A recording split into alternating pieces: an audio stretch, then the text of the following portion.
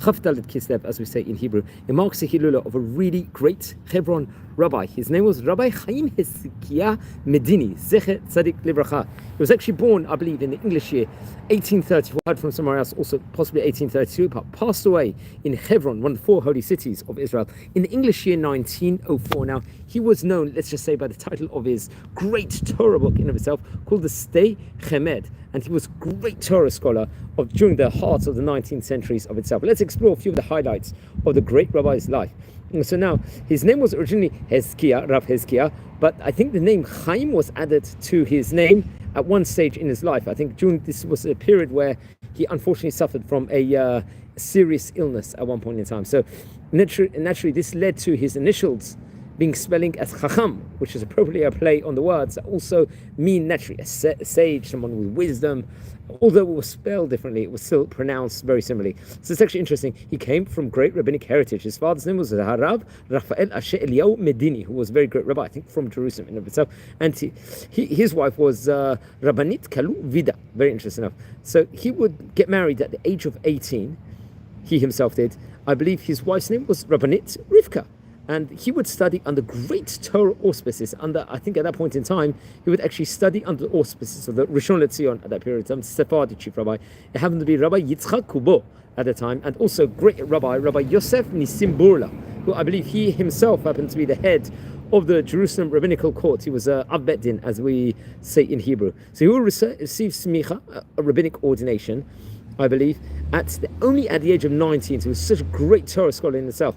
He's sadly, I think in the year 1853, when he would have been about approximately 20 years of age, his father passed away. So Rabbi Chaim Hezekiah, he moved to Constantinople. I believe that's in modern day Turkey, where him and his family, they came, and I think some of his wealthy cousins, I think, very much helped orchestrate this move in of itself.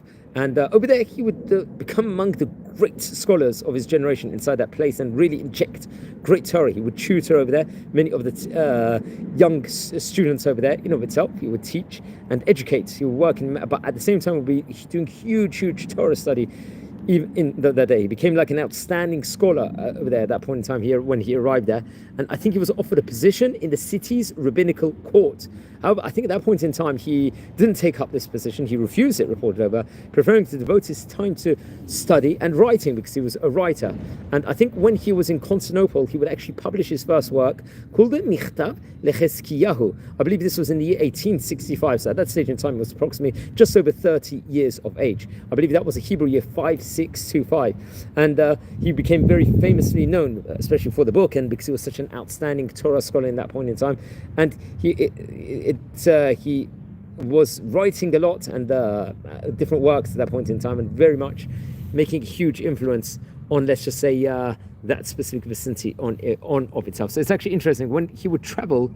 I think just to report over maybe a few stories also with regards to him. Jewish merchants from, I think, Crimea, if I'm not mistaken, offered him the rabbinate over there also. And he accepted it, and he would move, I believe, to Kara Su Bazar, which is modern day Biloch Irsk, I think, in Crimea. And over there, I believe he served from the years 1867 until 1899. It was reported over. That would have been about 32 years. He established over there yeshiva over there and raised, let's say, the level of Torah observance, Yahadut in of itself in that specific vicinity. And I think that community in of itself had been without a rabbi for many years.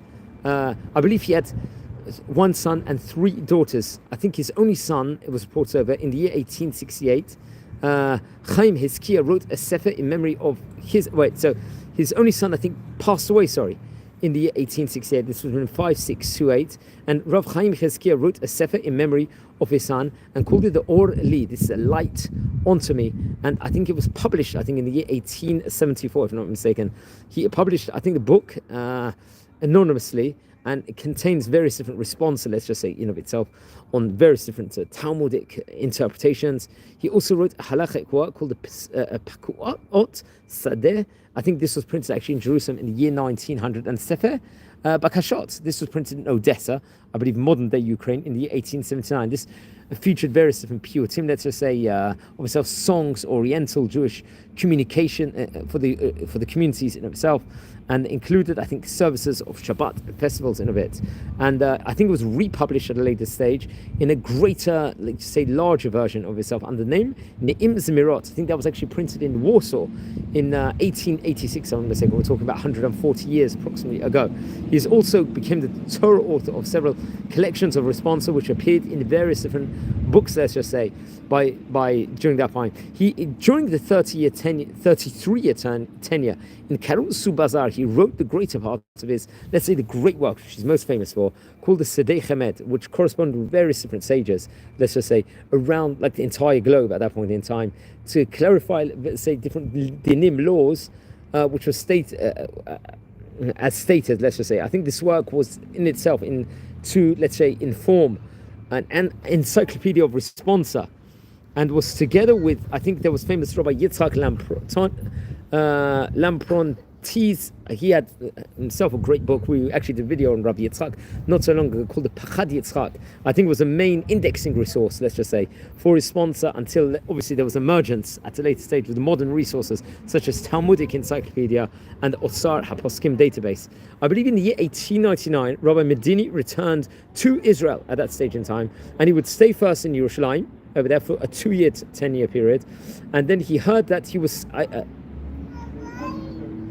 actually, I think, even suggested to become the Rishon LeZion by the Sephardic chief rabbi. He would actually move to Hebron in 1901 because he really wanted to, I think, study in peace at that point in time. Didn't necessarily want this position over there. So I think shortly afterwards he arrived in Hebron. There was 2 great Torah scholars at that point in time, Rabbi Eliyahu Mani and Rabbi Yosef Franco.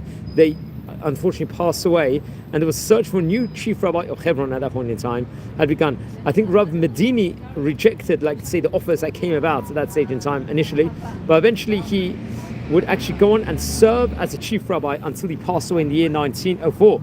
Now, there's a legend that actually says, it's reported over, he was greatly respected by not just both the Jewish communities but the Arab communities in the city, so much after apparently he passed away, the Arab community attempted to steal his body, is reported over, and have it, let's say, reinterred in a, let's say, a Muslim burial instead. That's how great everyone seemed he actually was in himself. He lived, I believe, in the Beit Romano building, which was today has, like, say, a great study area in of itself. I think there's a Hezekiah neighborhood was issued a final zoning permits named after him, and his burial site is in the ancient Jewish cemetery of Hebron, and it can actually be seen today. Stei Chemed, I think it's translated from Hebrew, means fields of grace. So what does this mean? It's also the name of a moshav at the moment in central Israel, near Kfar Saba. And I think there's actually, in the area of Ma'ale Adumim, there is actually, current day, there is an elementary school in his memory also over there. So Be'ez Hashem, please don't forget to light candles in the great rabbi's memory. His name was Rabbi Haim Hezekiah Medini. And please, everyone, we are channel here, we are community, we're learning about the great rabbis of yesteryear. Subscribe to the channel. If you happen to be related to any of these great rabbis over here, please let me know, send me an email. And if you feel that anyone would be interested in watching these videos, please share to them these videos. We're a community here, we're learning about the great rabbis of yesteryear. So wishing you well, Chanukah Sameach, because I'm recording this just before the Jewish festival of Hanukkah, and take care and be all well. Have a great day.